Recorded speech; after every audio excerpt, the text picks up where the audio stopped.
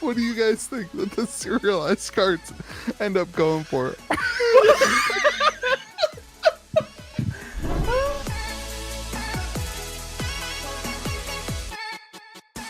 Let's go. Whoa. Welcome to MTZBWY with you, America's most fulfilling TCG podcast. I'm, of course, joined by the Wolverine himself, Josh. Got the haircut like Wolverine. Got the hole in your shirt like Wolverine. You are. Oh my gosh, where did that come from? Wolverine. The shirt's as old as you are, dude. Holy moly. And I am, of course, joined by America's #1 TCG player of Pokemon sales, Louis DeGeorge. What is up, everyone? And we are joined by... He sold more Pokemon than I knew existed this week on TCG Player. I'm proud of him. It's GOAT. You just got to make $1 a box at a time. You'll be all right. I think I lost $1 a box, to be honest. But that follows. We're joined by our favorite guest of the show, George. Thank you for coming back on the podcast again. You're welcome. I would say it's an honor to have you on, but everybody it's would a pain in the butt. Yeah, I saw what happened the last time you two bozos had your own podcast, and it didn't go out well. So I had to come back. The countdown's coming, though. I'm sure we'll be back to that pretty soon. That follows. All right, everyone. All I have done all week is watch Disney Whites. You guys need to stop me. You have to stop me. I tried. If I watch one more box videos. opening, I'm turning into Cinderella. I told you should start your own channel for it.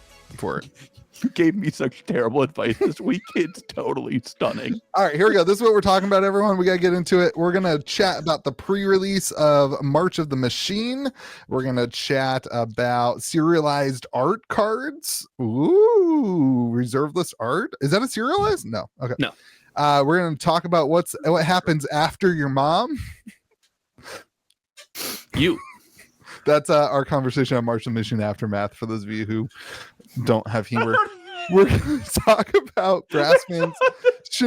Should George trade his Brassman's Will cryptic card for a Clapton Irons frog?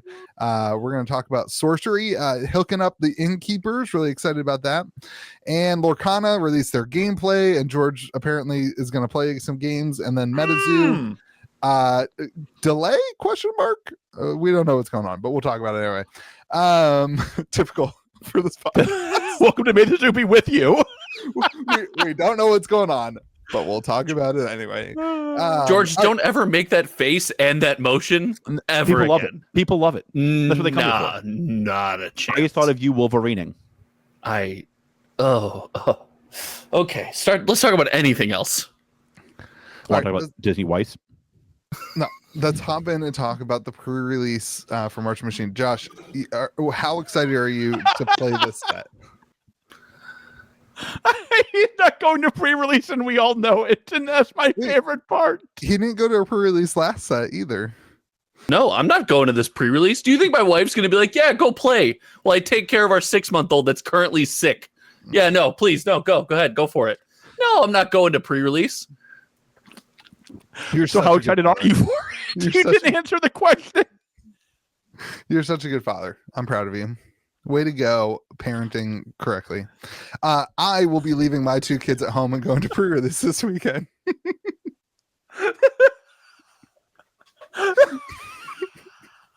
You'll be running a pre-release and you'll take a slot. No chance Louis running the pre-release. There is a 0% chance of that. 100%. And my wife is working, so I will be getting a babysitter. Dad of the year right here, baby. Here you go, kids. I gotta go sell $30 boxes of pre-release kits. I'll be back.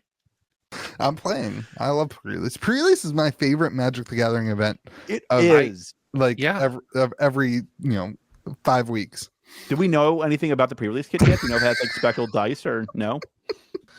So we do know that the promo that you get with this set is a commander promo, and word on the street is some of the promos are delayed. I know MinMax hasn't gotten their pre-release promos yet.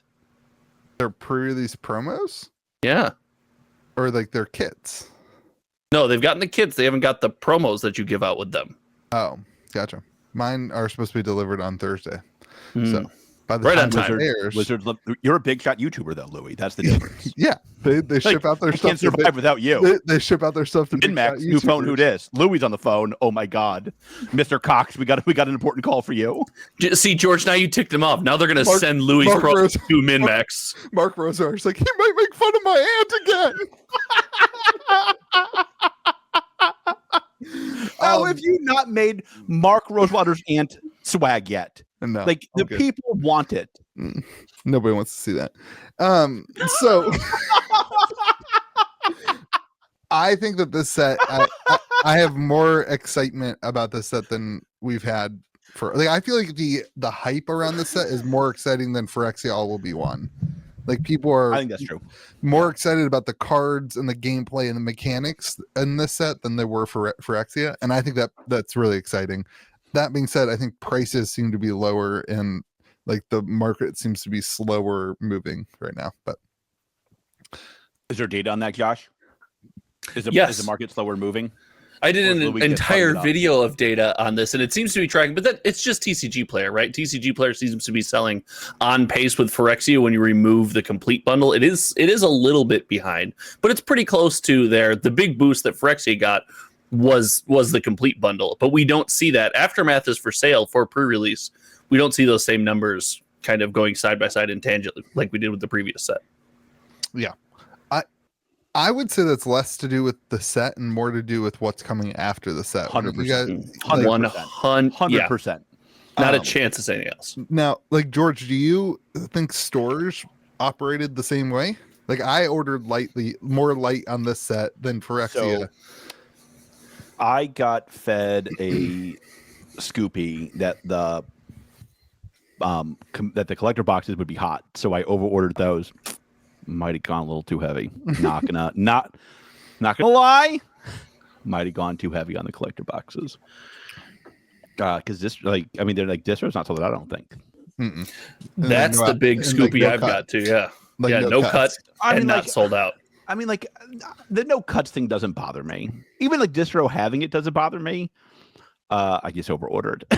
Like, it bothers me personally, not for the set. I will go back to what I've said the last 2 weeks now. This is the way it used to be.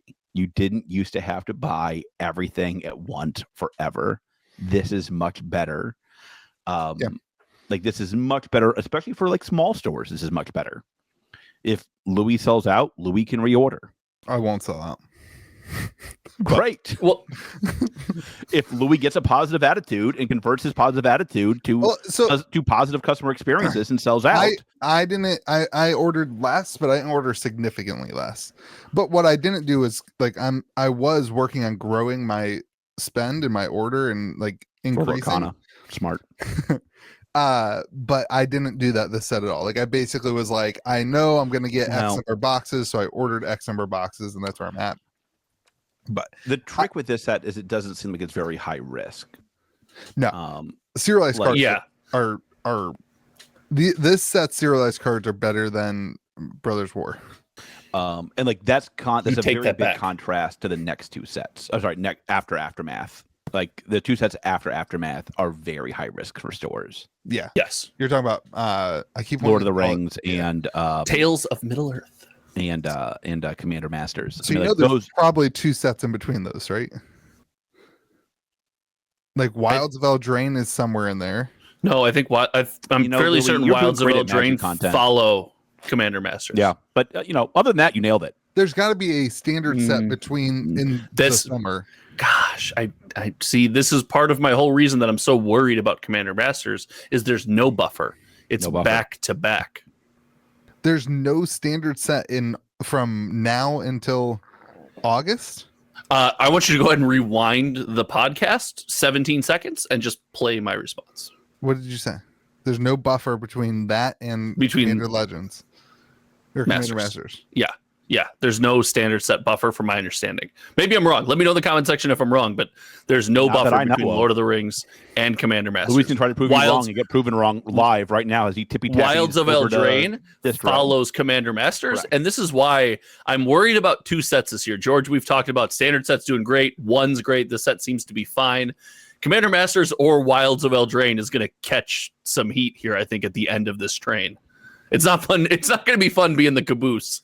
The only thing we know is Wilds of Eldraine is third quarter of 2023. So I mean, like, we can pre-order the other two sets. We can't pre-order that one. So, like, certainly it's suggesting it's afterwards. what is Q3? July, August, or September? Yeah. Yeah. Mm-hmm.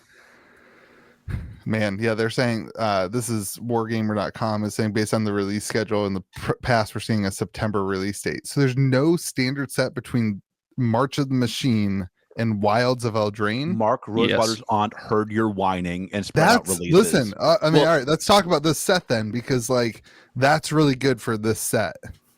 So this is a reason I was high on this set, is it's going to give someone with all the crazy increased prices.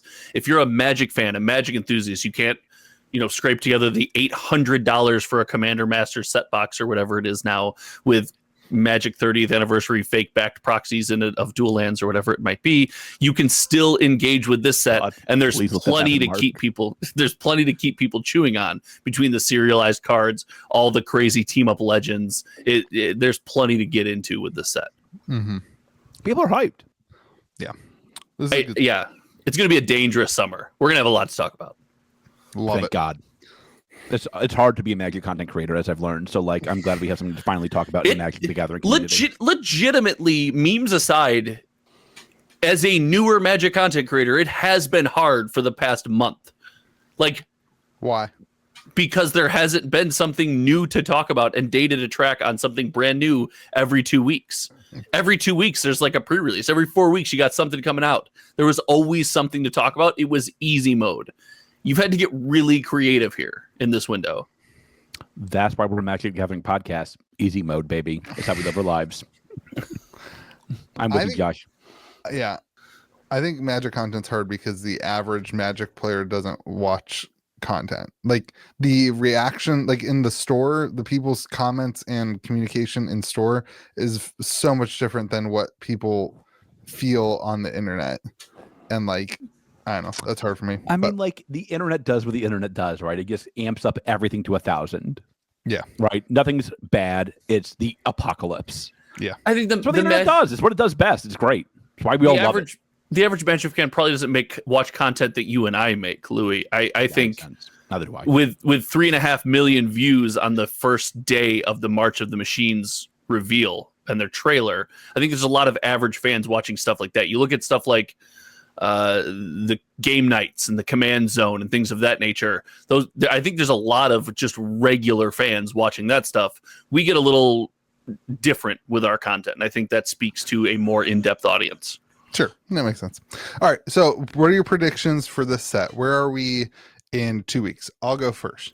I think we see a strong increase in value of these boxes from where they currently are.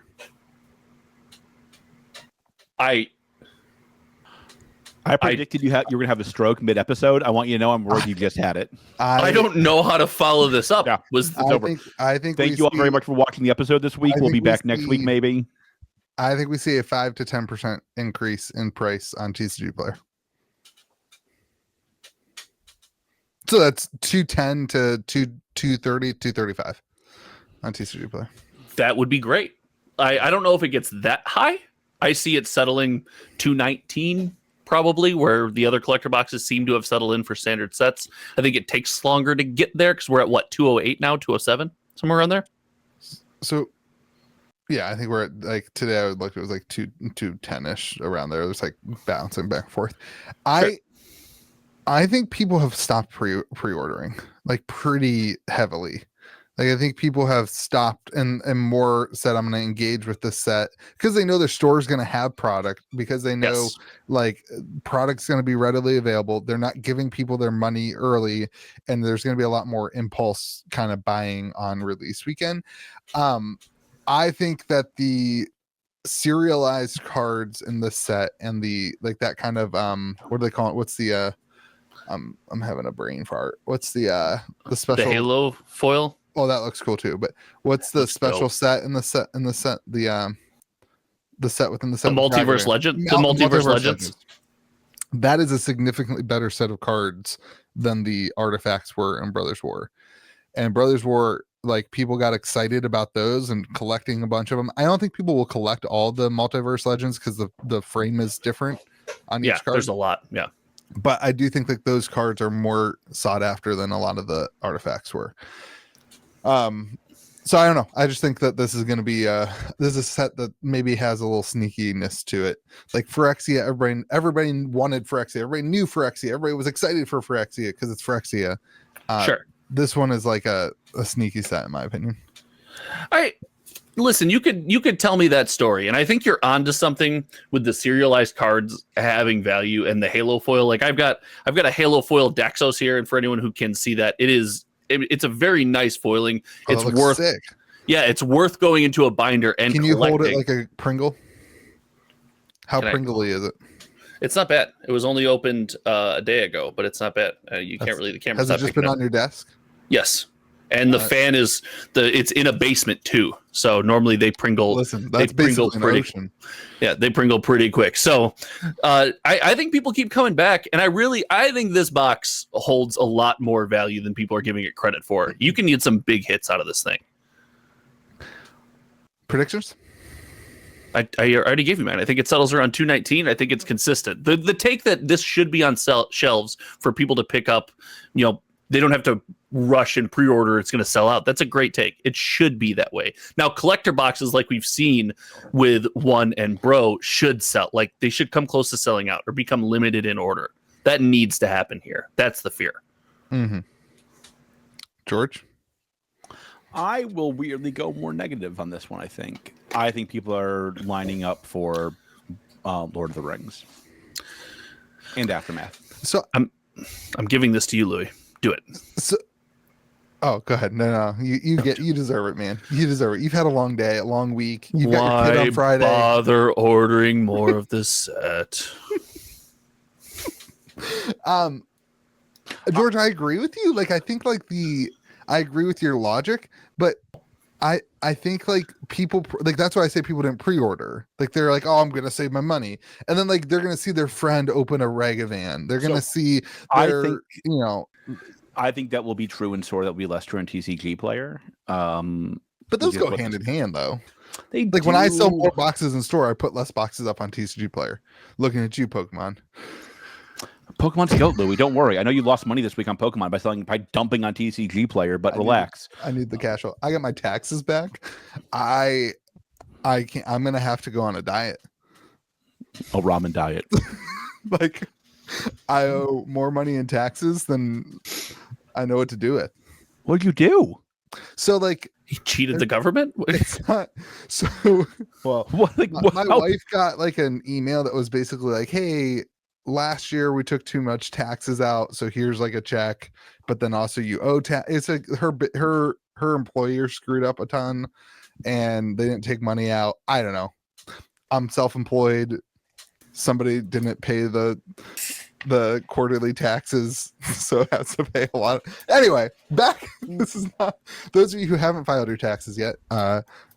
This is a reminder that Monday is tax day and they're due. So, go file them extensions, people. Go file them extensions. I think that is exactly. Today's Wednesday. No, it's not. Today's It's not too late to file an extension. Yeah. Okay. Come here for your tax advice, according to Louis. What were we talking about? Oh, your taxes. What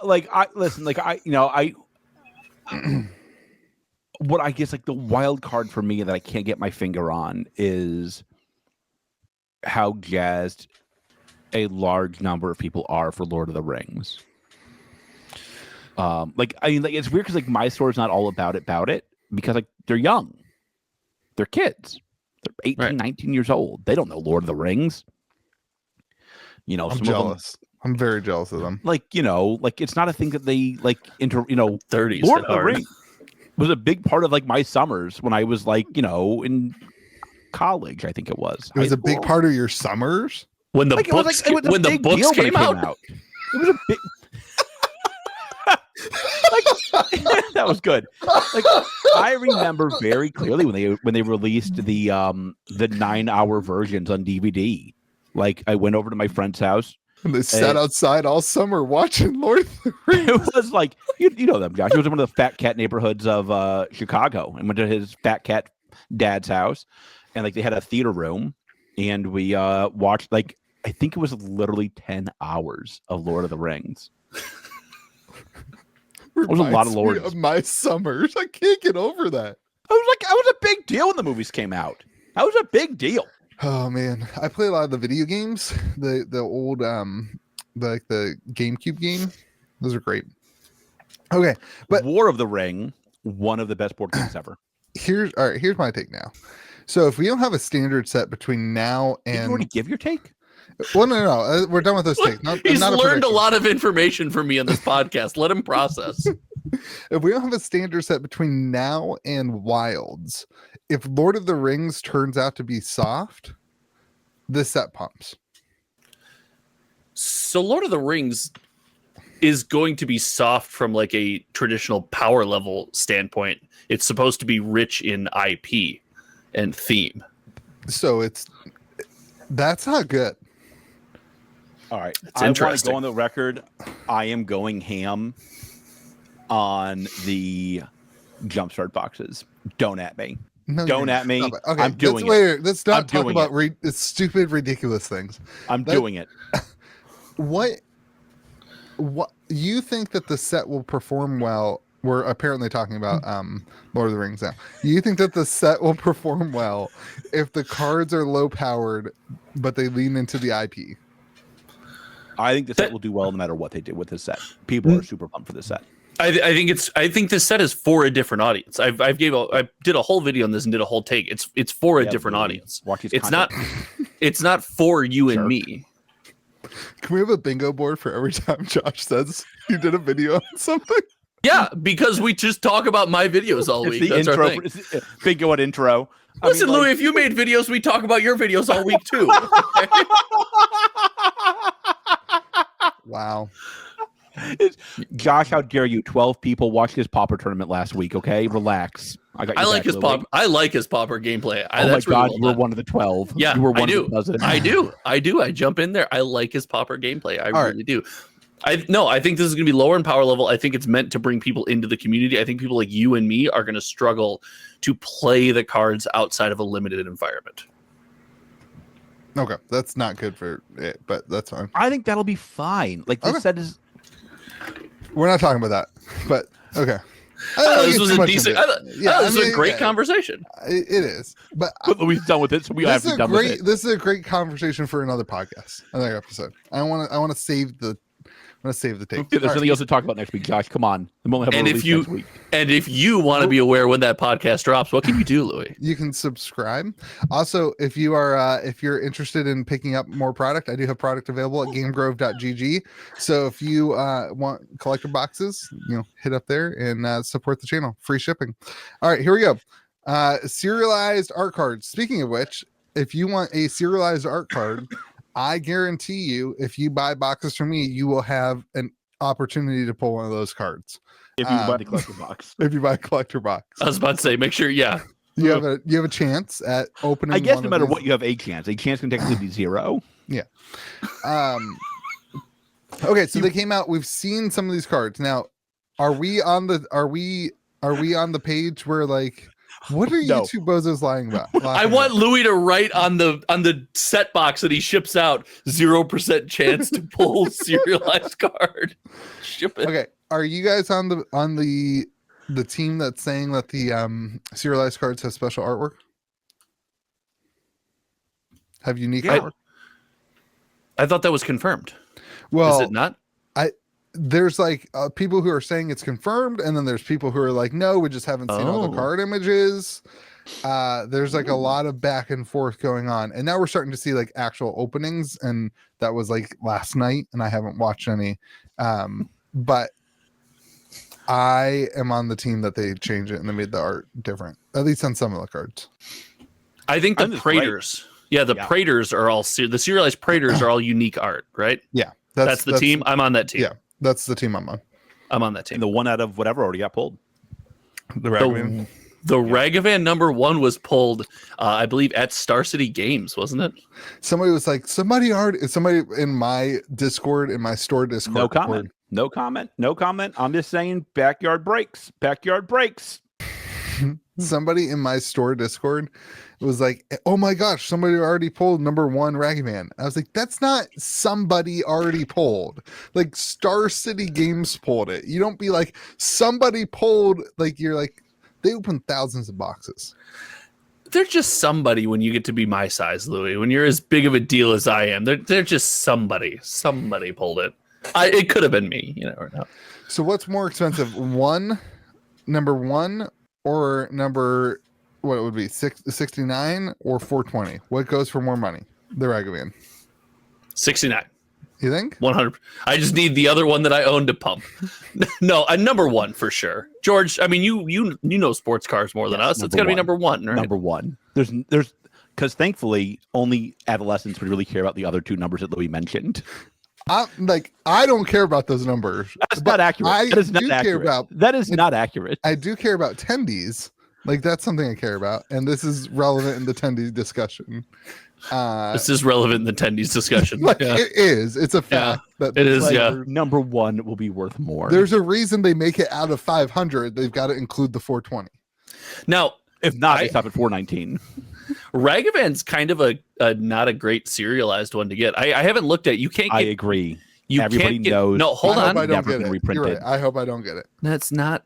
Let me finish, boo boo. Something like a companion or a commander would be cooler to get serialized because it can sit outside the game. You generally only have one that you need to buy, and you can actually use it in play. I'm going to be hard pressed to shuffle that Ragavan into a modern deck that I'm searching fetch lands every 2 seconds and shuffling. Josh, cards were meant to be played with. Yes, that's what I'm saying. This is a better option to play with. I don't know. I don't know how to help you with this one, my friend. I'm not even in this podcast, and this is the best podcast I've ever watched. Like, Louis is so punchy tonight. He's just punching anything that moves. It's great. It's great content. I changed my shirt to match you, dude. We're supposed to be on a team. It's not working. Match me. This is my Nirvana shirt. When did Nirvana start getting popular again? Everybody I know has a Nirvana shirt. Oh, it's Owen Wilson. That's funny. Oh, wait. Mine's a legitimate Led Zeppelin shirt. Today, I was at the park with my daughter. Authentic Hole. I was at the park with my daughters, and there's this like woman with her kid, and she had on a Nirvana shirt, and we walked by each other, and she was just like, hey, like she just like, she didn't get the funniness of my Nirvana shirt. Like she had on a regular Nirvana shirt, and she wasn't like, oh, hey, that's a funny joke. She like commented on my Nirvana shirt like it wasn't ironic. You must have not grown up with Nirvana, though. Me? Yeah. I grew up with Nirvana. There's no chance that's true. That's true. There's no chance that's Nirvana's transcends timeline story. All right. Just because you were 33 when Nirvana was a band. You want to get some comment section rolling? Why? Most overrated band of all time. Most overrated band of all time. Of all time. Is Nirvana the Nickelback of their day? NSYNC. NSYNC is the beats. What are you talking about? NSYNC is the bops. NSYNC was so overrated. I want to be on George's side, but he referred to it as the beats and the bops, and I think I have to be with Louis here. Bye. I think that's Backstreet Boys. They're both the same. They're both identical. Both the same. It makes no difference. My wife loves them. Every time there's a 90s pop cover band that comes into town, 2000s boy band cover band, we have to you're go. Right. It's NSYNC. I just looked it up. It's NSYNC. Yeah. Bye. I love when we didn't know. Because they are the same. They're the same. They are the same. That's fine. The only difference is whenever one Joey Fatone is on, he's sometimes on Impractical Jokers. That one's my favorite, whatever band he was in. That show came on the other day, and I realized why we can't be better friends. You have horrible taste. I cannot stand that show. Is that the number one most overrated show?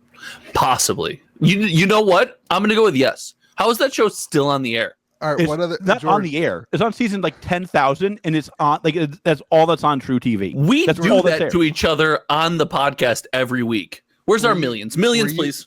Were you gonna say Nirvana was an overrated band? I was gonna say, is Nirvana the Nickelback of their day? What are you two talking about? Louis, when were you born? What 92? year? So you Ducks. were 2 when Kurt Cobain killed himself. Okay. You did not grow up with Nirvana. You were like, I Those love Nirvana. You were did. 2 when he Those died. are the toddler beats, dude. The Listen. toddler bops. Listen, like, Were you the kid on the album? Isn't one of your? That's good. That's good. I'm pretty sure That's why he doesn't have to work. That's not that would make sense. He could own an OGS. Oh my god. George, you cracked the code.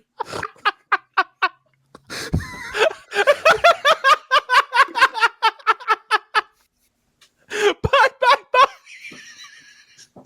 That's the viewership. There it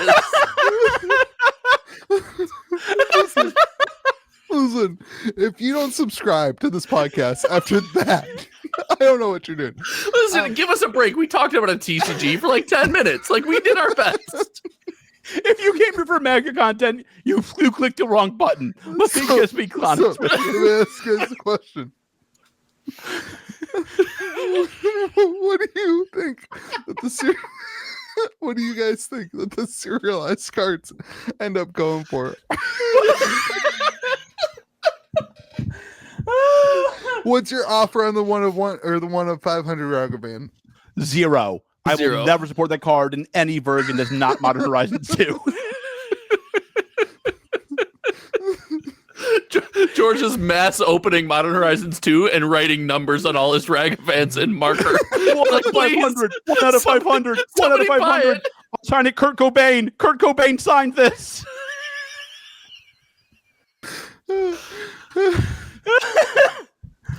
I don't. What's the price on the 1 of 500 Mox Amber? Oh, I don't know off the top of my head. That's a. How would guys know that? All right, guys. What's the price of the 42nd one, though? Yeah, like listen, the 1 of whatever Mox Amber is probably going to be one of the more expensive serialized cards that we see. That's got to go for more than the Ragavan, right? It's also highly playable. And it's the first set of serialized cards. I'm trying, George. I'm trying. I can think of it, Louis, on the stupid album cover. I know. I can see it in your eyes. Recreate the image, Louis, to make that your merch, baby. Put on the Eeyore ears. It'll come full circle. Oh, no, I got to take another picture. Oh, my gosh. Wait till you start putting your pictures in thumbnails, dude. I got a million selfies of me. Oh, my God. Louis, what do you think it will sell for? Mox Amber is way more played in. I just looked it up on EDH Rec. I didn't realize Ragavan is like basically not used at all, and which is why it's never been reprinted. Ragavan doesn't make much sense for EDH. I guess so. Doesn't really have impact, played on turn 6. Yeah. Yeah. I play Ragavan in my Joda deck, the legendary creature deck, where every time you cast the legendary, you get Cascade. What are you cascading for? Well, then when you play a 2 cost, so when you play a 2 cost, you get to Cascade, so you have to have something to hit that's a legendary. So there's like 2 legendary creatures that are 1 cost. Wait, is it Cascade for Legends? What is that one? Or is it just Cascade? Never mind. It is. It's your channel. Real quick in here. I Want It That Way was the song I was thinking of for the Backstreet Boys. Continue. Yeah, it's basically Cascade for legendary. So it's whenever you cast a legendary spell from your hand, exile cards from the top of your library until you exile a legendary non-land card with lesser greater. So when you cast a 2 cost, you have to have a hit. You have to hit. Yeah. So okay. Okay, that makes more sense. Yeah. I thought you were casting it, trying to cascade into something. Which, oh goodness, there's your Mox Amber. But Ragavan, I don't know. Ragavan, $1,000, like for the regular. I'm talking not the 1 of 500. I'm talking about for a serialized Ragavan. $1,000. That's too high. Really? That strikes me as high. That strikes me as like very high. Really? Yeah. Oh wow. Okay. I mean, and this is weird because the Brothers War artifacts seem to settle in, at the 200 to 300 range for most of them. And then obviously your very good ones got more expensive than that. But we're not looking at first run, and we're looking at something that doesn't play well in Commander. So you're going to need more than one copy. So there's 2 sales on TCG Player for Mox Amber Serialized. They're both around 1,000. If I were to buy a serialized card for Magic, other than the One Ring, obviously, I would want the first run of serialized cards. Like, I think that's the play long term. Okay, so then here's a question for you. I'm going to open up a can of worms. We already have. All the worms are crawling around right now. Are are serialized cards just a gimmick? Yeah, of course. It's a great gimmick. It's a great gimmick. Yeah, so is all the different treatments of foiling across every TCG that has ever been created. They're all just gimmicks. All the cards functionally do the same thing, right? Okay. I guess. But the question confuses me. I guess in a negative way. Like, I'm talking like, it's awesome. Is this just I think serialized cards are great. Is this something that actually has legs, or is it that the more serialized cards you make, the less value that the serialized cards have? On a different season of a great podcast, I ranted and raved that I did not understand why TCGs weren't more like sports cards. It is stunning that Cryptic and Magic seem to have understood this and are copying sports cards. Something that is like a proven model to work to sell a metric ton of boxes, many of which have packs that are completely and totally worthless. Like, you think you can open up a bad pack of Magic, wait till you spend $400 on a pack of sports, and your rookie is the 5th string wide receiver for the Browns. Okay. Yet people buy sports product. Yeah. It is stunning to me. It took TCGs this long to copy what has worked for sports for 10 years, 20 years. Yeah. I think it's a positive because it doesn't hurt gameplay. It's amazing. It's at all. It doesn't hurt the average enthusiast in any way, and it gives people who want to chase or collect the opportunity to do so. I fail to see how it's a bad thing. It makes me more enthused. I think that the difference in the artwork makes it less gimmicky and more significant. Like round 1 where they just took the artwork and they threw the XX of 500, and that just seemed like there's nothing really that special about your card. It just has a number on it. I don't know. I get it. I know that the market's going to disagree because it's something that's easy to see value increase, and it's hard. You're not going to see the value come down because there's just not that many of them. I get it. But I think that when you put a different artwork on a card and then you label it that, and this is where I would love to see Wizards actually commit to this and say that is specific to this set. The artwork will not be ever used again. May the zoo be with you. I want them to say that. I'm in. I'm in. And my aunt's a great lady. Yes. I would love that. If they come out and if they say that, which I don't think they will, I would like to see them say that. That's major.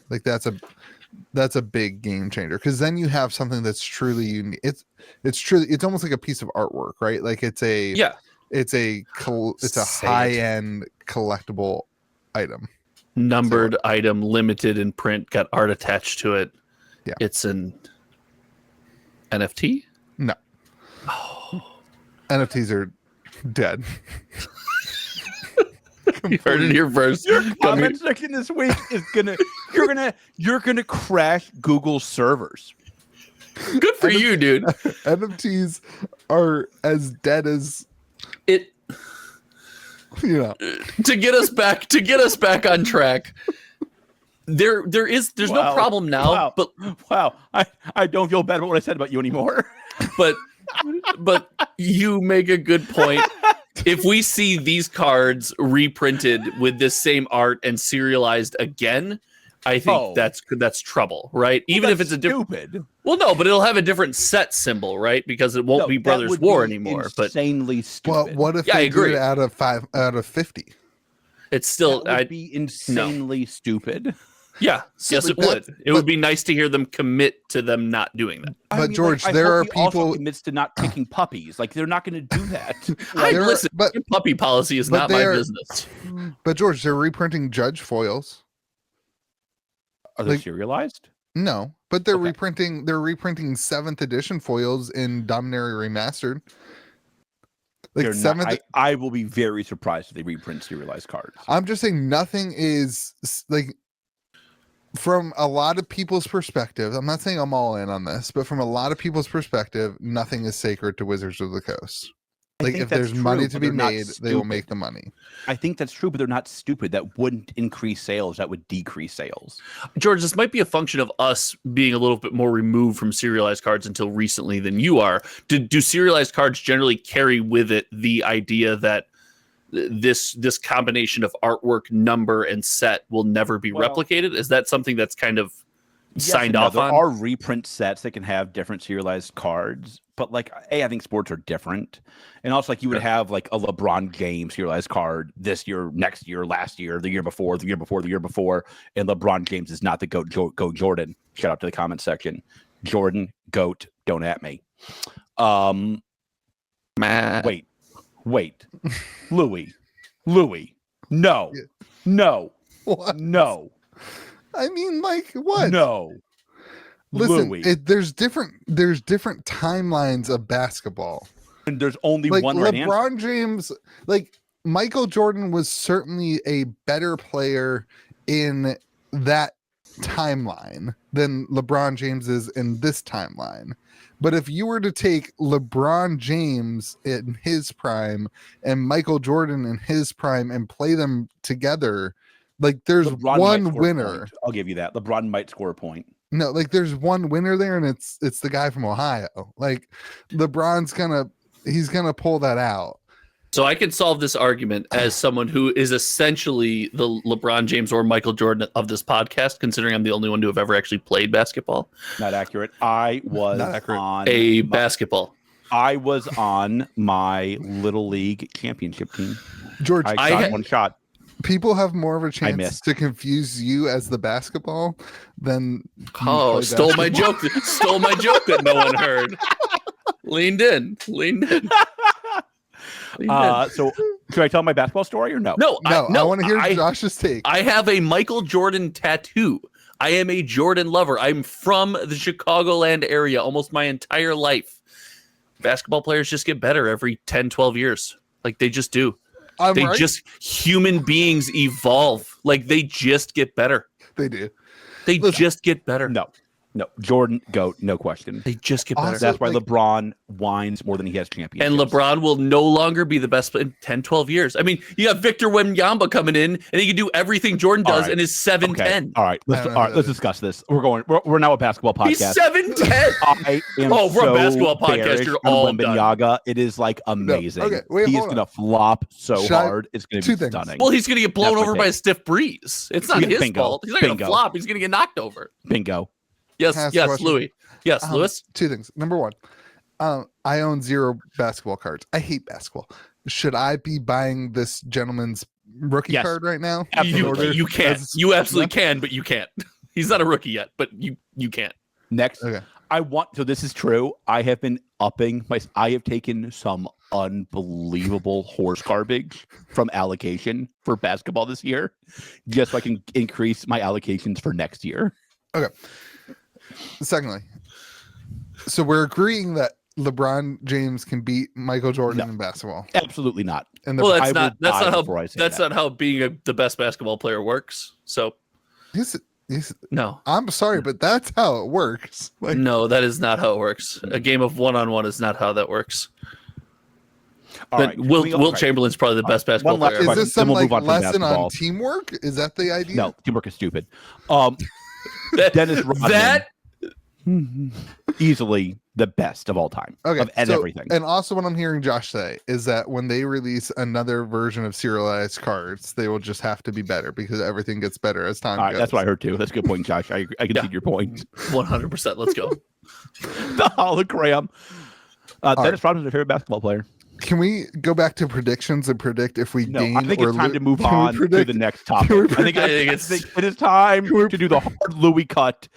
No more clumping of topics. Can we predict if we gain or lose more subscribers as a result of this podcast? That's a good question. Wait, you or me and George? Me and George got nothing on the line. That's right. I just want to talk about line, Disney dude. Weiss. My money is that we gain followers on this as a result of this. Oh, All right, the poor people. let's talk about George's mom for a minute. After your mom, aftermath. We do not have time for this topic. Next topic. Aftermath. Next topic. Oh yeah, you have a hard cut, don't you? All right, aftermath can wait. That's great. Who teased you for next week? Make sure you're sub. Yeah. All right, we did If this you last want week. more of this, come back next week. Oh man, And they were never seen again.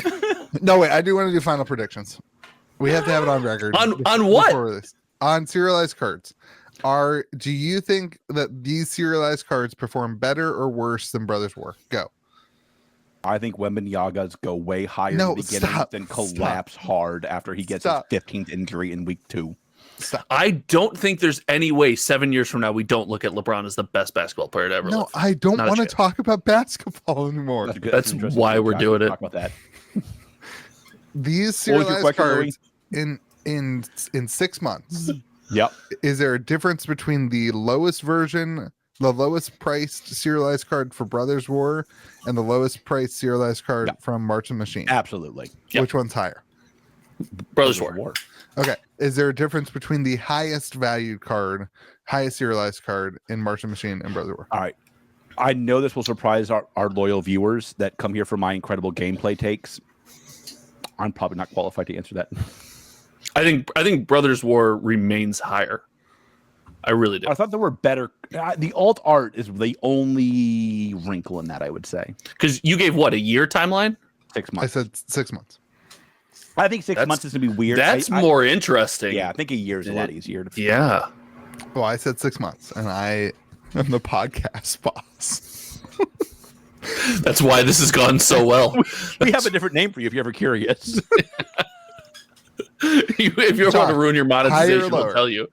The Brothers War ones are probably lower at 6 months. Really? I think so.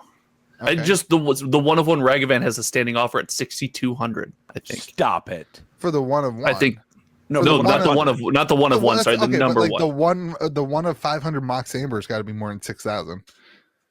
You think so? If the regular one's selling for 1,000, I don't think it's a 6 times multiplier, George. Somebody's offering. I wouldn't think so. Somebody's offering 6,200. All right, Star City Games. I know you're a big fan of this podcast. I'm sure you are. Everybody is. Take that offer. they are not. Gonna sponsor this podcast. Now, mind you, that offer came from a post of a scrowshot on Facebook. So What it's more gonna do be you much want? like our What more much do you like want? our other Facebook Scoopies. This is How rough. dare you? How dare you? I lived off those Scoobies from Tanner for a year. I think that the Multiverse Legends cards perform better than the Brothers War, You could convince me. I think a year. especially the Predators.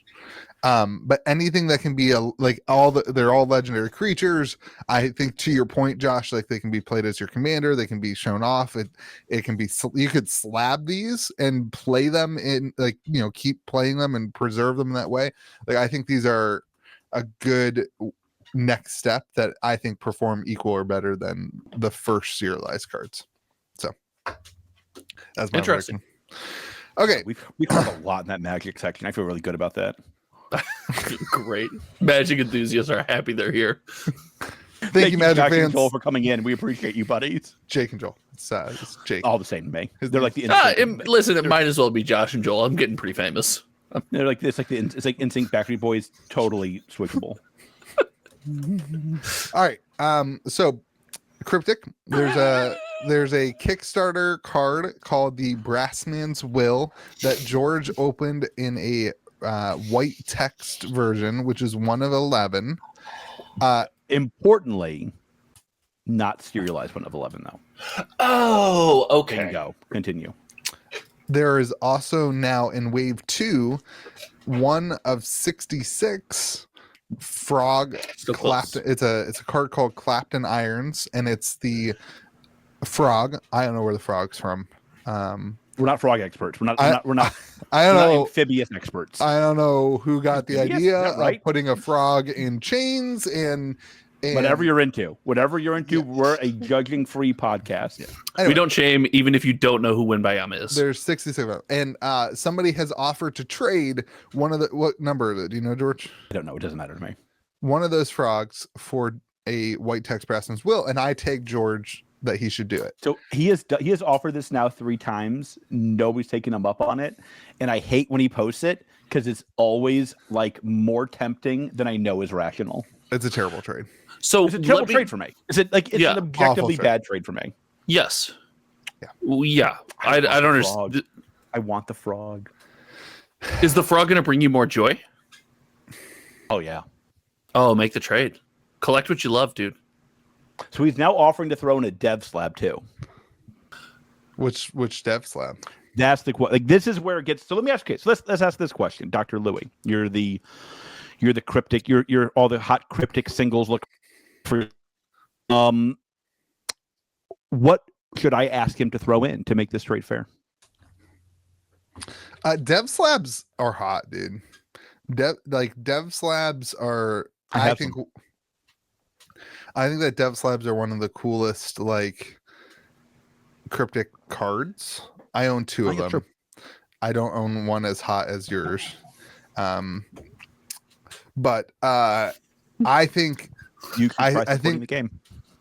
I think white text Brassman's will is probably top 100 cards in cryptic forever. Easily. That's a Easily. really big number. No, Yeah. so there's a lot of cryptic cards. So you've got I think Test Hollow, Overlords. I wouldn't trade this for a test hollow. Would you? A white text Brassman's for Yeah. Test Hollow. I mean the pop report's lower on them. They're white text. There's white text Brassman's will in wave 2. I don't know, white. But it's a different brass man. That's fair.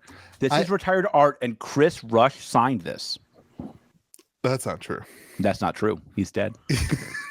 That was just a stupid thing you said. Wow. It was a throwback to last week. It was to say who's still following along from last week. This is one of Nobody. those things that George will text me in an hour and be like, "Hey, could you edit that out of the podcast?" Don't edit that out. That's fine. I'll That be one's like, fine. No, I won't. That one's fine. I won't. Wait, how much of this podcast gets edited out when I don't watch This it? week or a normal week. This will be a 10-minute episode. This will be one of You Louis' better not shorts. edit any of this out. This will be one of Louis' shorts this week. My shorts have been killing it. So okay, Louis, what can I ask this young man to throw in? Or woman? I don't know. I This think- young person. I Or think old person. There's a lot of frogs. I There's would. 66. There's not a lot of frogs. I think you Compared to wait. I think Brassman's you wait for wills? your frog. There's only 11 of the Riddle Brassman's wills. So I will say this: it does show the power of serialized cards, and I would even consider this.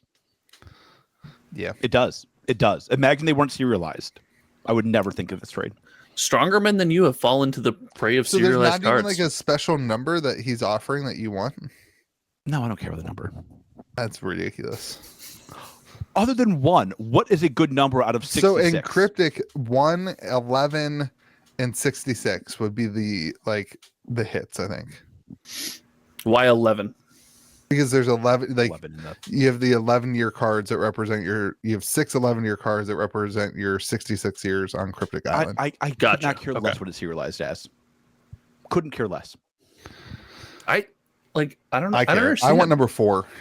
I would pay a premium for number 4 because I'm the 4th. It's my favorite number. I would pay a premium for it. You're the 4th. What? I'm Math Louis head. the 4th. Oh, Yeah, it's my favorite number. l- My learn birthday some- is also April 4, so 4/4. One time in 2004, my birthday was 4/4/4. I thought that was a big deal. it wasn't. I don't- remember when it was 4/44 on 4/4/4 and being like, "That's cool." If only it was my 4th birthday. It wasn't. So this has been riveting. George, I don't think you should make this trade. I think you have to hold pat and buy a different toad. There has been none offered for sale. Yet. None. Yet.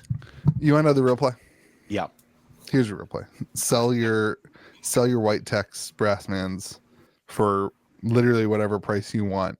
Like putting that out there and like you'll get like you there hasn't what does he get? What does he get for it? That'd be a big card. I'm done saying what the value of cards are because George will just make fun of it for me for weeks. I need you to give this a number. Well, it's got to be worth less than $1,000 because if George says that the 1/1 Brassman's will is worth less than 10, you said it's worth less than 10,000. You made fun of me on this podcast. I think it's worth less than 10,000. So if 1/1 is worth less than 10,000, then 1/11 wouldn't be worth. That's 1,000. Not how math works. Yes, it is. It's exactly how math works. It's math. All right. So a frog has to be worth how much?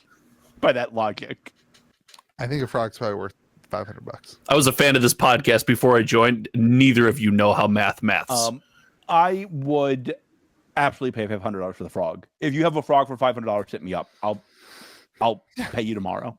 No question. I think your white text is probably worth like. I'm not gonna say numbers. You're making fun of me. I would say 1,800. Yeah, I was gonna say $2,000. That sounds about right to me. I think you can sell the white text pretty easily for $2,000. I think not easily. It'll probably take a couple days. I think you could probably buy a frog. I think you could probably buy a frog for $300 to $500. That's my gut. Like nobody's selling. Like, yeah. First rule of serialized cards, George. They're all still in the box. Go find one. There's definitely still a lot in the boxes. Go find one, dude. I think also like. This is what happens with this stuff. Like one will pop up on the market and it won't sell for a couple of days, and then randomly one will sell on Whatnot, and like 3 people will be watching the Whatnot stream, and so it will sell. Does Craig have one? I bet you Craig would tell me when Craig has one. I mean, like, so one will sell for $350, and then everyone will be like, "Oh, that's the market price because that's what it's sold at," and then 5 will come to market. I mean, it's just the way this stuff works. So if you want one, make an offer and see what happens. I want to trade the white text for it though. I'd hold the white text. But that being said, I'm going to tag you every time that post comes up. That. I deserve that. That's fair. That's totally fair. Because you tag me on every single post. Anytime anybody's selling any collection, I'm like, Louie. And there was a while I just bought everything they were selling. I know. You thought he was giving you good advice? No. It was pride. I thought it was a friend helping you out. It was pride. Can't let the bald man win. God, you still have that? Good for you. No, I'm out. Good for you, dude. It's the Nirvana experience. It really scarred him for life. Good for you, really man. Emboldened him. Let's get on a call. Keep swimming. They were like, "Keep swimming, you baby." You know, he sued Nirvana and he lost. Who? The kid in the picture. The baby. Yeah. How did they do that picture? There's no way that's a real. That was his argument. Was that it was naughty? Yeah. There's no way that's a real. It is. That's why he sued. Yeah, I don't know how else to explain this to you. That wasn't CGIing that. Yeah, he is swimming. That's crazy. You have 2 kids. Was it Michael? They can go in water, right? I love how like the naked child swimming. You're like, it can't be real. He's swimming. Now they put a naked child on a CD cover in front of 10 billion people. Was it Michael Phelps? Yes. God, can you imagine if it was Michael Phelps? That would have been like, how'd they know? Well, they threw the kid in the water. The poor baby can't swim. That's the 10th kid we threw in the water. It's the only one that swam. Haven't you seen those infant baby swim classes where the instructor just takes the baby and yeets it into the water? You've never seen this? They're all over Instagram. In my head, it's like, now it's the 10th kid they threw in the water. The other 9 just sank like a rock. Not funny. Not funny. Too far. They're just down there like, hello. Here's the line. Too far. No, too far. I want to sign my daughter up for one of those because apparently they have the baby instincts where you put them in the water and they close their eyes and they hold their breath just instinctively. I am way too soft for that. Oh, I would freeze. Someone would have to hold me. Would have to hold me, but I want to do it. I could never do that. I guess my kid will just not learn how to swim. I until they're, don't. like, I don't 3. want George to do it. I want a trained swim instructor. I want Nirvana to do it. I also don't want Nirvana to do it. There's not many want- royalties. I attached want to the this. ghost of Christopher Rush and Kurt Cobain to teach my kid to swim. Speaking of Kurt dark. Cobain, Who was 2 when you died? Just what- might have oh a my God. Are we profound talking effect about- on your childhood? Are we talking about something being dead? Is that the transition? Please let that be the transition. Oh my God, it is! Oh my God, it is! I know where we're going. no, we took that out. Oh, never mind then. We're not. All right, fine. Now we have to talk about it. We're not Speaking gonna of Kurt Cobain, this is- here's something alive and well. for the So as far as it goes from this point forward, we will not be discussing Genesis Battle of Champions. I will still be talking about some of the aftermath, probably in a special episode of the better podcast called The Bone Zone on Scheming Skeletons channel in the May episode, because there is some stuff coming out. Long story short, I'll be surprised. I'll be happily surprised if we see it come back to life. Okay, but we're not going to get into that drama and all that stuff on the podcast. So good luck with that. We are a drama-free Josh, zone, as you all know. Oh, you might want to pick that back up. There's a 30-sided dice in there. That's kind of cool. I don't know. I opened up a bunch of them for 30-sided dice this week. It landed on the casting couch. It's fine. The casting couch? Yeah, I got a couch in my office. This podcast. This podcast. What? I can't. I'm not editing anything, guys. This is No, all on YouTube. I don't know what you would. I don't know how you could edit this episode. There'd be nothing left. There'd be nothing left. There'd be Oh my welcome to God. May to be with you. See you next week. And be kind All to right. those around you. Let's talk about sorcery. I want to give them a shout out for 3 things. Wow. 2 of which I remember offhand.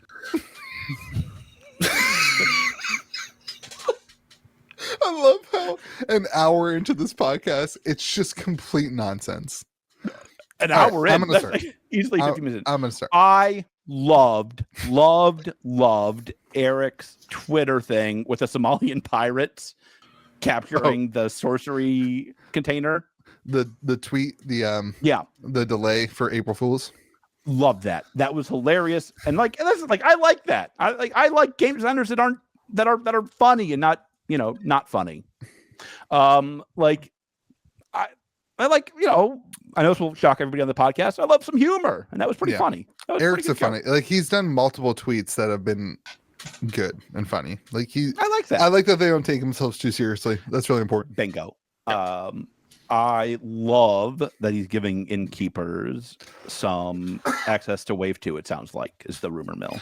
Not just access, he is reaching out to innkeepers. I know this because I'm an innkeeper.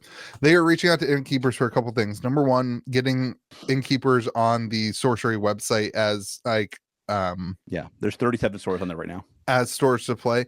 And what they are doing, which is really cool, they're apparently there's stores that are asking to be on that list, saying, hey, we want to order beta and we want to be put on your list, as people are finding stores, or there's stores who are buying alpha from the secondary market to like start playing the game. And they're working on a solution so that innkeepers have like a special marking on the website that's like, hey, these guys were here from the beginning. I think that's cool. And I also think it's cool that they are working on a way to add new stores this early that want to be involved in it. So I think it's just a really good like balance. I think that's a good move. Like, I think that's how it should be done in the first place. But like, I'm glad they're doing that now. The third thing is important. Clearly. I know. While you're thinking of it, I have taught like 4 people how to play this week in the store, which has been really fun. I really want to do a live stream where I play some games or do a video where I play some games with people.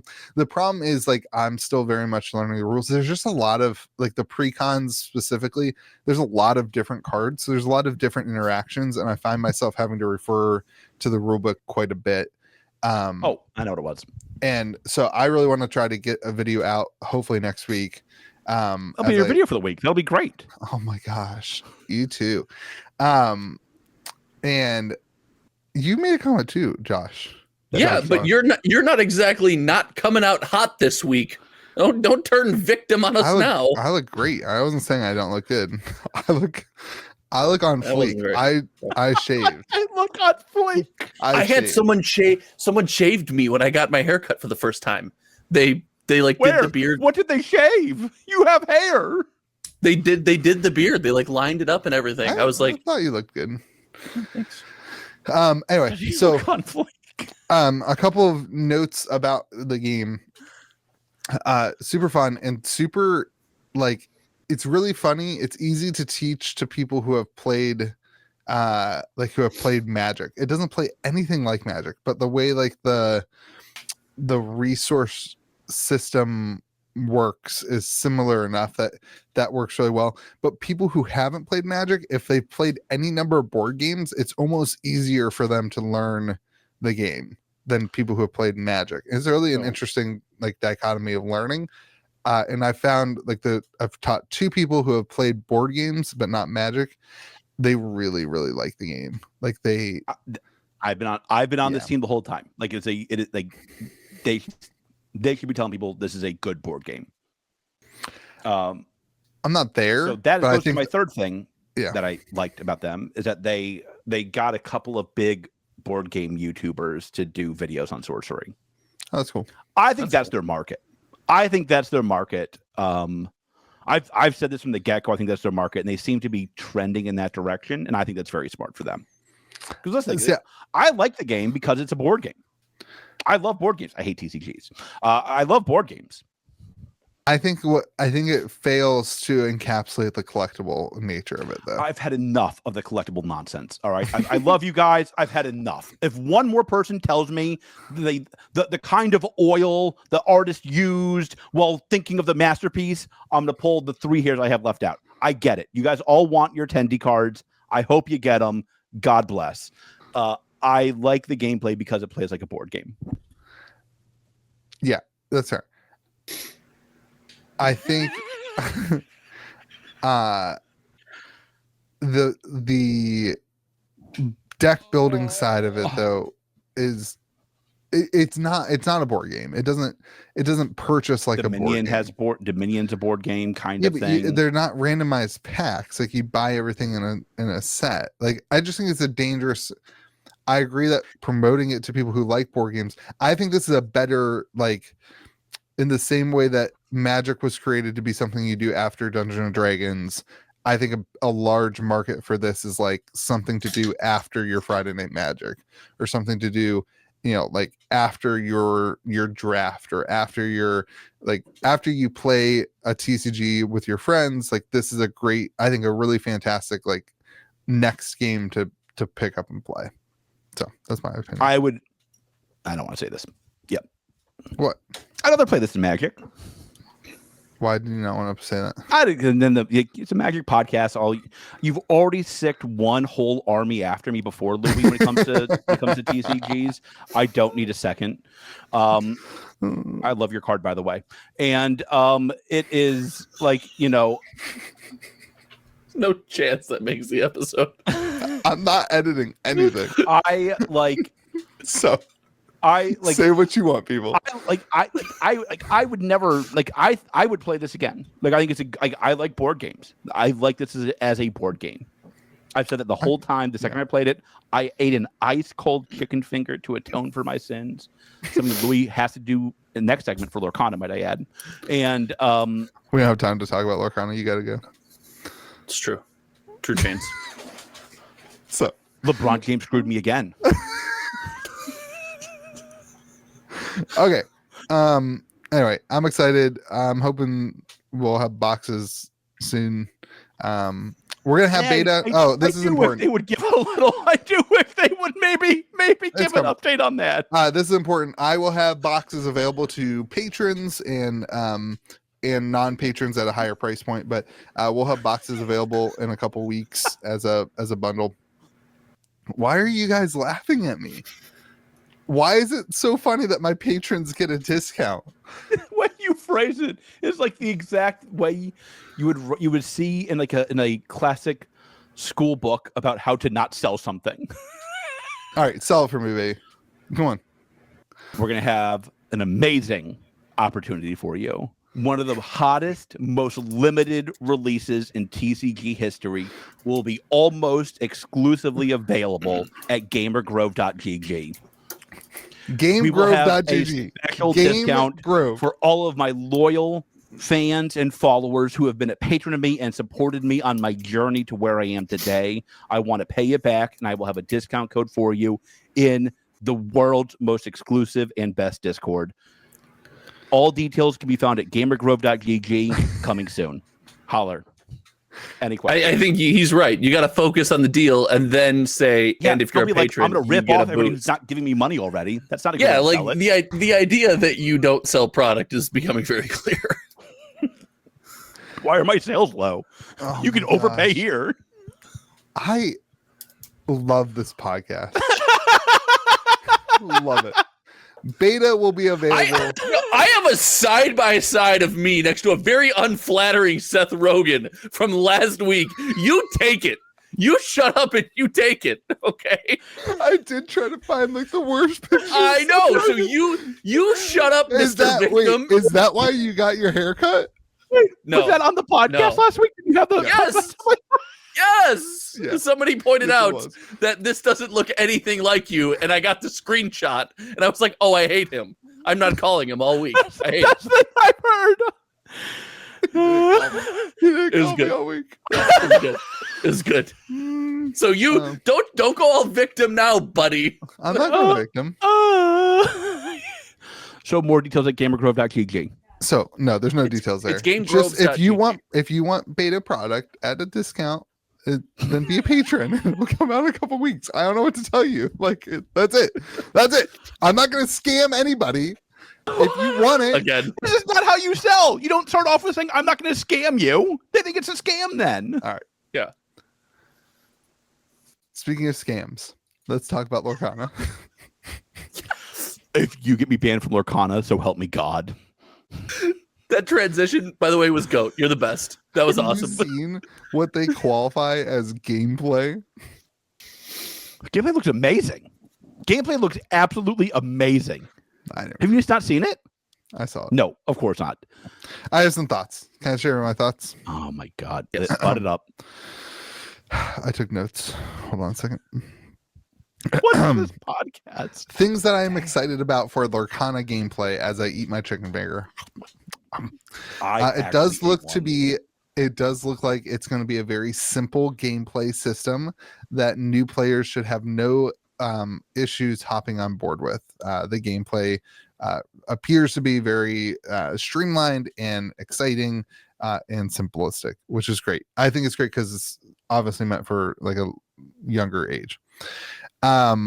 There's a like resource system that I think is like versatile enough that it's gonna like scale, like it's gonna move in an upwards direction. I think that's really good.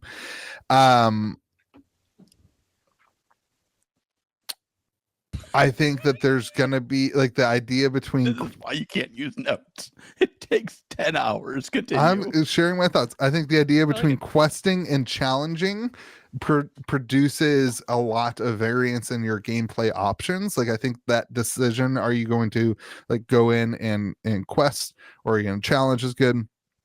And then the last thing I want to say is the league focus on casual play is something I think a lot of the newer TCGs are missing so massively. It's just so competitive. And by focusing in on league play, and they're focusing on the lower end of the league, I think that's going to be a really big win. Okay. Those are the positives. I think it looks great. Clear was perfect. The throat clear was so great. I was ready for it. Hit me with it, dude. Knock him. You set him up. Knock him down. There's no way to interact with your opponent at all that we've seen in this game. That's not true. That's true. That's objectively false. It's just challenging your opponent. That's all it is. That's all you do in any card game is attack your opponent. You know what this is? This is RuneScape. I hit you. You hit me. That's every card game ever made. You hit me. That's every how you play game. Card games, because you're bad at card games. What card game do you not hit your opponent and your opponent hits you? What card game is that? What card game do you not do that in? Like a lot of Name Magic one. games. A lot Name of one. Magic games. Especially now with battles. Now you hit your battle. Yeah, like a lot of Magic games. There's a lot of hand disruption and interaction. Like you just got done talking about sorcery. That's the whole thing. It's like you hit your sorcerer, I hit my. You hit each other's sorcerer. That's the entire gameplay. That's literally the entire gameplay. Where was this whining then? That's not true. You move around a board. You protect The whole your point land. is to hit the other. The whole point is to hit the sorcerer. Well, the whole you point can is to hit also your hit- opponent. You can also hit your opponent's. Listen, if you want to compare Lorcana to a game that hasn't even come out yet, that's Now fine. it has Lorcana. Now that has Lorcana. I'm comparing Lorcana to you saying that it's going to be the greatest game of all time, and you're all in on it. It will be And the I'm greatest game to ever walk the planet. It'll be the Michael Jordan of card games. Hey, listen, number 2 is not bad. I How think dare it you. looks really great. I think that I want to see them release more stuff that's interactive, opponent to opponent. They have Otherwise, instants, basically. Otherwise, this is just like a. Wait, that's not like nothing you said is accurate though. You could hit your opponent, which is true in every card game. They have instants which can hit your opponent. Yeah, but the interaction and ability to like interact with your opponent in hand manipulation and negating and So countering in anything You else want that's interaction. not combat. Right. Well, Seems we have very like, that's light. going to be on the cards though. We haven't seen all the cards yet. Okay. It's like the rulebook doesn't really talk much about any of that The stuff. rulebook's either. not out yet. A streamlined version was in a gameplay magazine. Right. And that is what we are discussing here on the podcast. So, And what like- I just said is I hope to see something more of that no, in the no, future. no. That's not what you said. You were like, that's not Wind what it you back. said. Everybody That's not take what it you back said. 15 That's not what you seconds. said. I don't know what George is less qualified to talk about. Playing basketball in the NBA or playing a TCG? He's very easily playing a TCG. Very easily playing a TCG. That's not close. I am much closer to being an NBA player than a professional Magic player. We all might be, which is Yeah, a little absolutely. bit terrifying. There's no professional Magic players anymore. That's not true. That is not true at all. It's not even close. Okay. So, any feedback based on my thoughts? Yeah, you're wrong as always. And Why? this looked amazing because for the reasons I just told you. Like there's instances that affect your opponent. There's also songs. Like there are different versions of instants that affect your opponent. Like I'm all in. It looked amazing. I loved. I was worried they would only limit the number of like a card character, but it looks like you can have up to 4 of each card in each character. So you can have 4 of each version of Mickey in your deck. You can also only have 2 colors per deck. I love that. It's gonna make deck building very limited and Yeah. restrictive and boring good. gameplay. That's good. Um, they're gonna do 5 gonna- senses here, baby. It's I'm ready. it's going to lead to I have notes. It's going to lead to less diversity and less unique decks in the game. So that might be true, but we do see Pokemon have a system for their gameplay that's And very Pokemon's much out. along We these saw the lines. loss. And listen, the TCG succeeds regardless of that aspect of it. All right. The gameplay is just good enough to kind of fit in. Wait, As long as it plays hold on. better than that. This gameplay was way better than just good enough. It looked great. I'm going to reserve judgment on that one. I don't think we know enough yet. Looked great. Okay. I Since you want said to it give a twice. big shout out because, like, listen, I have been nothing all week but watch Disney Weiss box openings. I don't read Japanese, and I've never played Weiss, and I probably never will play Weiss. They could have phoned it in, and they clearly didn't. And I want to give them a big shout out for focusing on gameplay on this. They have an app coming out. They have their OP software coming out. They're ready. They're ready for prime time. They have sword kits ready to roll. Weiss? No, Lorcana. Why did Weiss get into that story? Because Why- I watched like Lorcana could have phoned it in and not cared at all about gameplay. They clearly did care about gameplay. Are you saying Weiss phoned it in? I'm saying I'm never going to play Weiss. They're saying they wouldn't have mattered to me. Shots across the Weiss bow. Yeah. I have no You're idea. gonna I never played Weiss. You're gonna For someone who was upset entered, yeah. all the Weiss fans on the podcast. This is the first time Weiss has ever been mentioned on this podcast, and it's about the Japanese version of a Disney set. Listen, man, I think you got And Bob Iger is both. Bob Iger is the Michael Jordan of CEOs. Okay. I'll take the LeBron James one. What if the LeBron James of CEOs is Chris Fox? Those of J-Pack you is the LeBron James. Those of you who have interest in Lorcana, leave it in the comment section. If those comments were, I know you won't order any, Louis, so don't worry about it. Don't worry about If it. you haven't found something relevant to comment about yet in this episode, you haven't been paying attention. About Lorcana, we know you skipped until we talked about Lorcana. If you comment about Lorcana or sorcery or MetaZoo, we know you skipped the first hour and a half of this episode. You missed a lot of good stuff too. You missed it all. You need to take it back. We didn't talk about magic.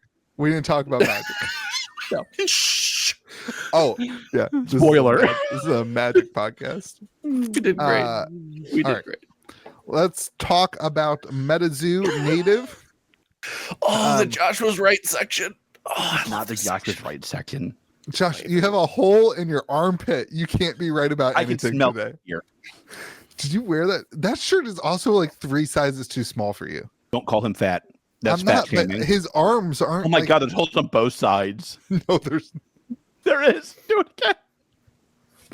It's because the shirt's too small. It's like. Because I used to be small, dude. Really? I got the gym, ate some steak and beer, and gained 40 pounds. There you go. Okay, I went on a 4-mile run yesterday. How the chin's feeling? I haven't had sugar in 48 hours. I ate cookie dough last night. I sent you guys. I haven't had sugar in 48 hours. I had a small handful of cookie dough. What are those little things? Easter eggs, like the gummy eggs. All right. I'm glad you brought this up. I want to talk about this. Louis said he would rather have a Hershey's. I never said this. You did. You have zero evidence. You did. Of this. You did because you deleted your comment. You deleted your comment. You did delete your comments and make it look like George was screaming. And your whole methed out state agreed with you that they thought that a regular milk chocolate Hershey bar was better than a Reese's Pieces peanut butter cup Easter egg. Okay. You said a lot of things. Reese's peanut butter cup. A Reese's peanut butter cup egg. No, a Reese's egg. And I only said this. I said that Reese's pumpkins are the epitome of good chocolate. They are the best. Reese's pumpkins is the top. Reese's trees are second place. And if you have time, I guess you can eat the Easter eggs. But that's not the point. You said a regular bland milk chocolate ever say that Hershey bar. You did. I have a witness. You don't have a witness. Josh was probably putting his baby down or something like that. I don't know. He wasn't paying any attention. The kid in the water with Nirvana. Okay, can we talk about MetaZoo, please? Because you got to go. I had to go 10 minutes ago. Yeah. Okay. So MetaZoo native. Apparently, I didn't get this email. I didn't either. What I am told is that a lot of partners in the spam folder of their email addresses received an email saying the MetaZoo is going to be shipped in waves. I just want to be clear here. We don't know if it's in your spam folder or not. Like it could just be in your regular email. We don't know enough about your email searches. Continue, Louis. Well, how random is this? Golden's emails always kind of end up in spam for some reason. That I don't know why that is. I do. You can phone a friend.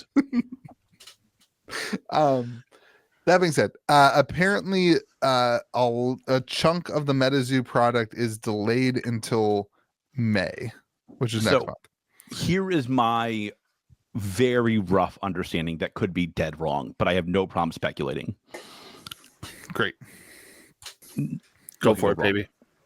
My understanding is that it's coming out in waves, and the first wave is small. Okay. I think this is good. I think they're trying to figure out the right number of boxes to print. Like, you don't think they printed 50,000 of them? I think they did for this set, but I think they want to see how the market reacts to 10,000 boxes being released, 30,000 boxes released, then 50,000 boxes being released. And I think they're trying to figure out what print run size makes the most sense for me. Keep in mind, they release print runs before the set comes out, which is the right way to do it, in my opinion. I like that. I think that releasing print runs should just never happen. If you're going to do it, it should happen before the box is printed. I agree with that. But like, I think we have seen what happens with print run releases now, and like, if the appropriate number of boxes is 15,000, then the inappropriate things happen with those boxes. Which then causes the appropriate number of boxes, quote unquote, to be 50,000. And then those people don't buy anymore because they're just like, I think the whole print run number thing is done. Like, there's very little to gain from it, right? Yeah. Anyway, I think that I disagree, George. I don't think that it's necessarily intentional. I think it's more like maybe they had some shipping delays in the on the water, and then they chose to air freight some of it to get it out like at release, but then like the delays happened. Like I'm hearing like that before though, and he hasn't announced this. Distro was basically like, we didn't get boxes. Like, yeah. So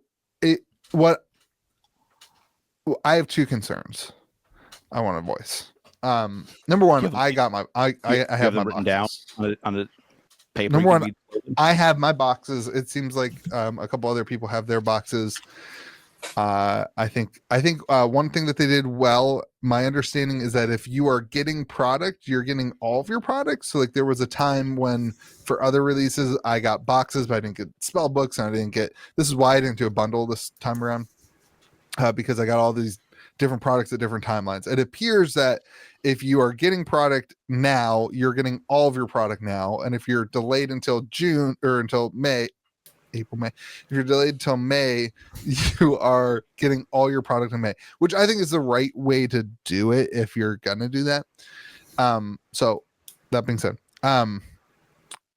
I think that an announcement needs to happen though of what's going on. Like, I think so there too. just seems to be a lot of question, and like we're hearing things from distribution, and it's like if distro is saying that it's delayed, but I have boxes, so like what am I supposed to do? Am I supposed to ship them? Not like I was told to ship boxes. And then the other thing is like we've got if the release is delayed, we've got the Earth Tower happening this weekend. Is our cards legal? Are they not legal? I don't know. I don't care. I'm not playing in the event, but like people do care, and they are playing in the event. And it doesn't directly affect me, so why would I care? Well, like story. I'm just saying, like I don't have a dog in the fight. Podcast. Huh? That's the title for this podcast.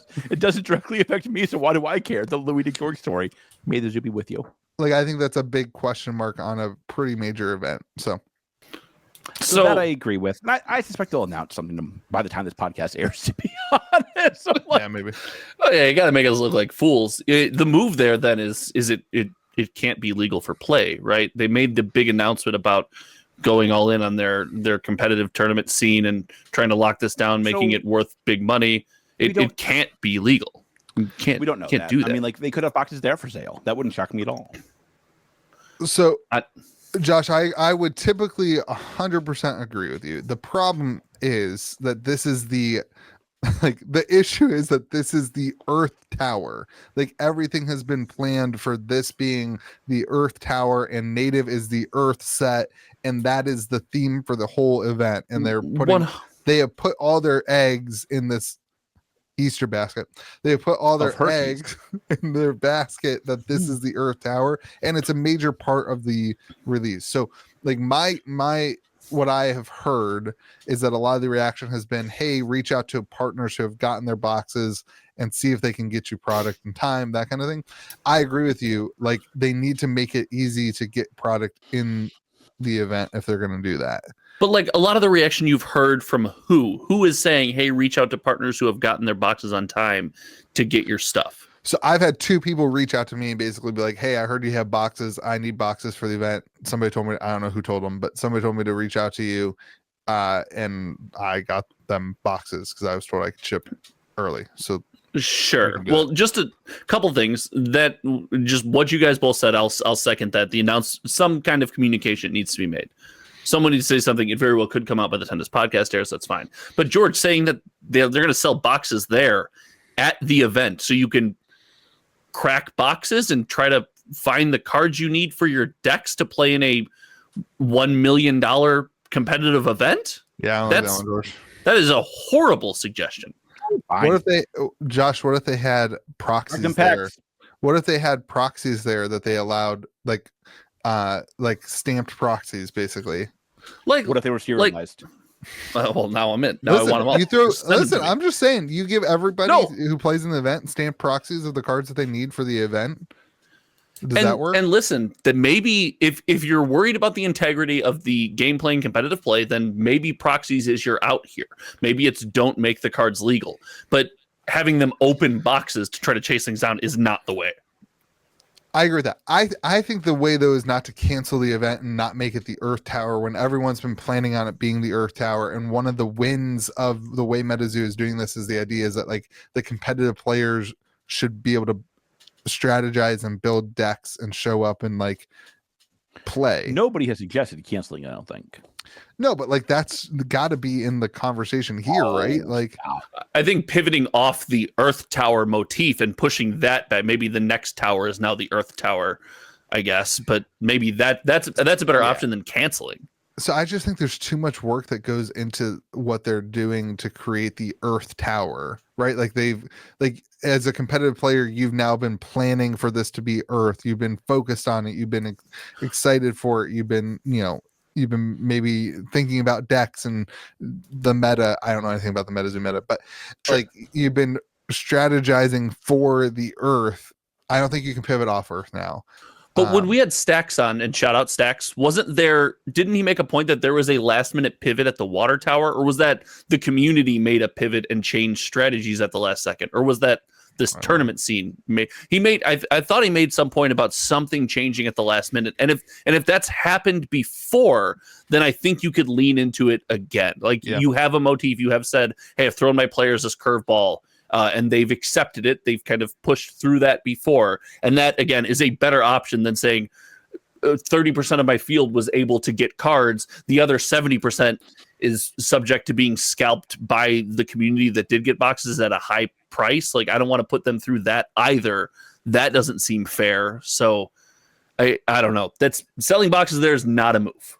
That's not a move. I think it's a move to sell box. I think they should have boxes available there. Sure. I think gameplay for the integrity of the event, I could see them printing off, literally going to the Kinko's. printer. Yeah. The printer. Kinko's still a thing? And printing off cards for anybody and having them stamped so that you know that they're like, whatever. And I think that's a way to handle it. I will say it was cool for the partner side of things, that it appears that they prioritize partners to get boxes. Now, not all partners got boxes, which is, that's always frustrating. I don't know how they picked and choose, whatever. I'm obviously they made a list of like who is like the Michael Jordan of partners and who is the LeBron James of partners, and gave it to the Michael Jordan of partners, obviously. But I think it's cool that they prioritize their partner program over the rest of the stuff. I think that's a win. They are clearly trying to change. And like Lorcana's doing this too weirdly, because they're doing like, you get extra points if you bring people into play at your store and all that stuff. MetaZoo's trying to they're trying to change the way stores interact with the game manufacturer. And I think in a way that's like much healthier, to be honest. Yeah. They want you to be a partner. They want you to do things. They want you to follow their rules. They want you to have interactions with Mike. They want a fuller experience than other TCGs. And I think it's good because it cuts out distribution, right? Like, distribution doesn't have boxes. And like, that's all right. Like, there are some distribution is like, they have a role. But I think the smaller you make that role, the better off you are, if you're a game manufacturer. I think you need the ability to, in an emergency situation or the event that distribution becomes less than ideal for the game store on the other end, then you need to be able to circumvent them in that case. Yeah, I think that's right. Now, it is worth saying, now this hasn't happened yet, but I mean, I'll say it till I'm blue in the face. Is this another problem with another MetaZoo release? Like back to back. How is this not another problem? How is this not a problem? Delays happen. Delays have happened with that hasn't been announced. It doesn't have to be a negative, like everything sucks. Another problem doesn't have to be negative. How do you view that? It doesn't mean it's thank God there's another problem. Yeah, it's a problem. It doesn't mean the game is dead or everything's going to zero or things are ruined, but it is a problem. Guys, this is a problem. A lot of sets have been delayed the last couple of years. Like, I guess everyone needs to chill out, find their zen. Okay, and a delay can be classified as a problem. It's delayed. Wait, when sorcery's delayed, it's a huge thing. We're going to talk about it every week, and I'm going to be all negative about everything. Well, sorcery's been delayed for 6 years, so if I could talk, they've been delayed a while. Listen, let me be clear. If native comes out at Christmas time, that'll be a big problem. Listen, my point is just when we talked about this set, I said I need to see a MetaZoo release go smoothly. I said no problems, no print issues, no collation issues, nothing. I need to see it go smoothly. And if this proves to be true and carries on, I will look at this as this has not gone smoothly. This is not ideal. So I think that this is one of those types of things it's a problem. But sometimes problems have good outcomes. Like this is certainly a problem and something that MetaZoo needs to work on, and we need to not have a delay for the next set. But like problems can have good outcomes. This could actually be really good for the MetaZoo market. You could see the way that this could help, move through product and scale it out over a longer period of time. Like problems can have positive outcomes. Like bad things can result in like good reactions. Do I want the next story? Do I want the next set to be delayed? Absolutely not. Would I like to see an announcement from MetaZoo? Absolutely. Is this like a problem? Yes, it is. Is this a huge negative thing? Can you ask yourself more questions, please? For the love of God. What makes me so handsome? I just wake up like this. The Louis DeGeorge story. Like it's not a problem unless you're the store that, like, again, you message us about collector boxes and we talk about it all the time. We talk about, imagine you don't get your collector boxes until after they've gone down $20 on TCG Player. Listen, you could be looking at stores not getting. I told you I was biased at the beginning of this. I got my boxes. If I was a store who didn't get boxes and who prepaid for this, and I didn't have prepaying, I think that's a good point. And I didn't, and if like I would be on the edge of my seat right now. And I'd be angry. If boxes don't hold value, which in the past has been, we've talked about, it's fine because of the margins and everything. But if they don't hold value, that store theoretically misses out on money because of this. They're not incentivized to carry this product anymore. They feel bad about it. That they will hold value. That they would be the first in a while. So we went over it last week. Last box is at $100, and MSRP is $140. That doesn't change anything about margins. Like what Louis said last week is exactly right. Like you can make margins on MetaZoo. I've been watching some openings. That it does not seem like it is clumped or mappable or any of that. That's good. The community's feedback to the boxes has been good. That's awesome. Good. I do see there being partners and people who are frustrated by this. So like I think that's fair. Like I think it's fair if that happens, I think it's fair to be frustrated. And I think it's fair to be angry that you didn't get your boxes and that the market moved down. I think like I don't think the market's moved down on this. I think the market's going to go nuts on this. I don't love the I like from distro, one of the pros about distro is that you don't pay until they ship, right? Like that is an advantage in this world. I would prefer the prepay method of MetaZoo. Like I actually prefer the way that works. That I paid for my product, I know exactly what I'm getting. But that would be a negative if I didn't get product. So Wild World. George, what does this box sit at in a month after release? 30 days. After official release next in June. In May. Yeah. 130? In May. 125. 130. Okay. I'll go 125. And that's and we again, these delays could be resolved by the time this podcast out. This all could be a nothing burger, and then we all look very silly, Not me. as is tradition. Not me, baby. Okay. Yeah, that's about it, I have now everyone. 24 minutes before when I had my hard stop. So Yeah, Sorry. I tried. I tried multiple times. You were too busy fudding up Lorcana And asking yourself questions, which was and my asking favorite yourself a section. novel of questions. I love that. I love while that section. learning to read by reading your hand drawn notes on Lorcana. The dog says woof. I thought your notes were great. I thought you did good. Everyone, remember to hit the subscribe button to join my page. To join my Patreon. So you Um, can get keep an George here. amazing discount on the hottest TCGs on the market today. How long can you keep George here? That's the game. Remember to be kind to the people around you. Remember to go subscribe to Josh's channel. Remember that you matter, that your life matters. Remember that my LeBron God. is just so much Whoa. better than Michael Jordan. Oh, it's the Kurt Cobain thing. That's what we're doing this. I got it now. Okay. Oh my God. This gets so dark. Be kind to the people around you. May the zoo be with you. And And also also with with you. sync.